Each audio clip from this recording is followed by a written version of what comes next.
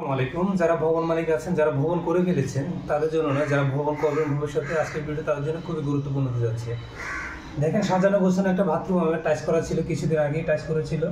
তো রিসেন্টলি হয়তো আমরা কয়েকদিনের ভিতরে আমরা এখানে পুটিং করার পরে আমরা ফিনিশিং মাল লাগাবো, এমন সময় এসে দেখি আমাদের যে বেসিনের লাইনটা আমরা করেছিলাম, এখানে দেখতে পাচ্ছেন একটা বেসিনের লাইন, এটা আমরা নতুন করে ভেঙে আবার করতেছি। এখানে আমরা করেছিলাম একটা প্যাটার্ন স্ট্যান্ড বেসিন, এখানে এখন হবে wall hanging basin. Pattern stand basin এটা দেখলে বোঝা যায় যে আমরা এটা রেখেছিলাম, এটা হচ্ছে প্যাটার্ন সিস্টেম হিসেব করে রেখেছিলাম এই জায়গাটাতে। এটা প্যাটার্ন হওয়ার কথা ছিল, এটা ছিল আমাদের 17 ইঞ্চিতে, যে আমাদের 17 ইঞ্চিতে ওয়ারিংটা ছিল। যখন আমরা ওয়াল হ্যাঙ্গিং বেসিন আনছে তখন দেখা গেছে এটা আমাদের 17 ইঞ্চির উপরে 20 ইঞ্চি 21 ইঞ্চিতে নিতে হবে। তখন যাই আমাদের এটাতে ভেজাল হয়ে গেছে, তখন আমরা এটা কি করতে হয়েছে, এখন ভেঙে ফেলতে হয়েছে। মালিক পক্ষের পরামর্শ অনুযায়ী আমরা এটা ভেঙেছি, কারণ ওনার পরামর্শ হচ্ছে উনি ওয়াল হ্যাঙ্গিং বেসিন দিবে, এটা হচ্ছে আমার সৌন্দর্য। তো যারা ভবন নতুন করতে যাচ্ছেন বা করার আগ্রহ আছে, আমি তাদের জন্য আজকে এই ভিডিওটি করা। যেমন এই যে পরামর্শ কেন করতে বলি আমরা, যে প্রত্যেকটা ঠিকাদারের সাথে আপনার প্রত্যেকটা কাজ, যেমন রং বলেন, ইলেকট্রিক বলেন, প্লাম্বার বলেন, প্রত্যেকটা মিস্ত্রি, রাজমিস্ত্রি, সবার সাথে যদি কমিউনিকেশনটা ভালো থাকে তাহলে আপনার যেই কাজগুলো হয় কাজগুলো সুন্দর হয়। যেমন এই জিনিসটা আমাদের হতো না, যদি ক্ষতি হতো না, যদি উনি আমাদেরকে আগে থেকে বলতো যে আমরা এখানে ওয়াল হ্যাঙ্গিং বেসিন দিব, বা আমাদের এরকম চয়েস আছে এই বেসিনটা আমরা ব্যবহার করবো, যদি আমাদের আগে থেকে মাপটা আমাদেরকে দিত বা আমাদেরকে বলতো শুধু একটা বেসিন হবে, এখানে বেসিন দেবো আর কিছু না, টয়লেটের ভিতরে শুধু বেসিন হবে, শুধু ওনার কথাটা বেসিন।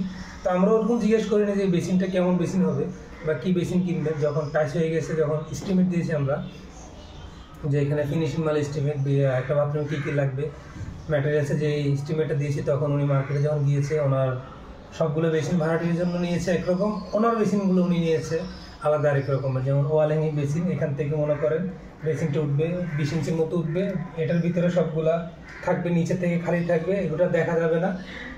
এই কারণে এই ওয়ারিংটা এরকমভাবে করা।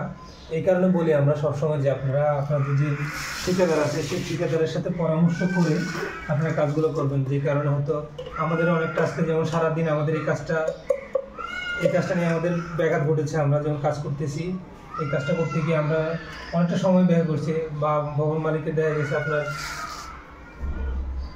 অনেক টাকাও লস হয়ে গেছে, অনেকগুলো টাইসটা অনেকটা দামি টাইসগুলো নষ্ট হয়ে গেছে, আমাদেরও সময়। তো এই কারণে বলি যে সবসময় আপনারা ঠিকাদারের সাথে যোগাযোগ, আলাপ আলোচনা করে আপনারা কাজগুলো করবেন। তো আগে থেকে যে কাজটা করেছে আর এখন যে কাজটা করেছে এটা কেমন হয়েছে আপনারা জানাবেন। আমি একটা পাইপ লাগাচ্ছি, আপনি দেখুন। আর আপনারা যারা আছেন এটা শিখে রাখতে পারেন, এই ওয়াল হ্যাঙ্গিং মাপের হিসাবটা আপনারা জেনে রাখতে পারেন। আর একটা বিষয় হচ্ছে যেটা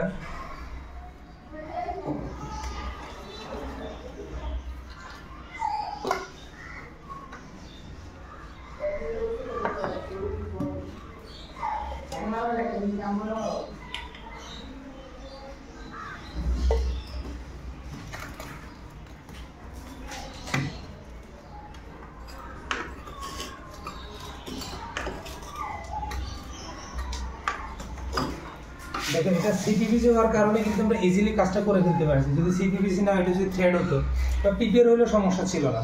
সিপিভিসি হওয়ার কারণে আমরা ইজিলি কাজটা করতে পারছি, ভেঙে চুরে যাবে কাজটা আমরা তুলতে পারছি সুন্দরভাবে ঘুষে। আবার আপনার যদি কোনো কারণবশত থ্রেড হতো তাহলে কিন্তু আমাদের কষ্ট হয়ে যেত, হয়তো একটা ফিটিং নষ্ট হয়েছে। আমাদের লাইনের ওয়ারিংটা ছিল, আমরা যদি দেখা আগে তাহলে এরকম, এটা হচ্ছে আমাদের আগে মেন ওয়ারিং, এটা ছিল আমাদের মেন ওয়ারিং। এখন আমাদের এটা দেখলে বুঝতে পারবেন আমাদের ওয়ারিংটা কেমন ছিল। এটাকে এখন কেটে আমরা এখানে তুলবো, যেহেতু ওয়াল হ্যাঙ্গিং বেসিন হবে। এই জায়গাটা পুরোটা নিচে একটা অংশ গ্যাপ থাকবে, নিচে খালি থাকবে, উপরে হবে বেসিনটা।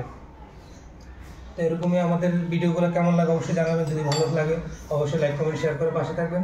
আল্লাহ হাফেজ, দেখা হবে পরবর্তী কোনো ভিডিওতে।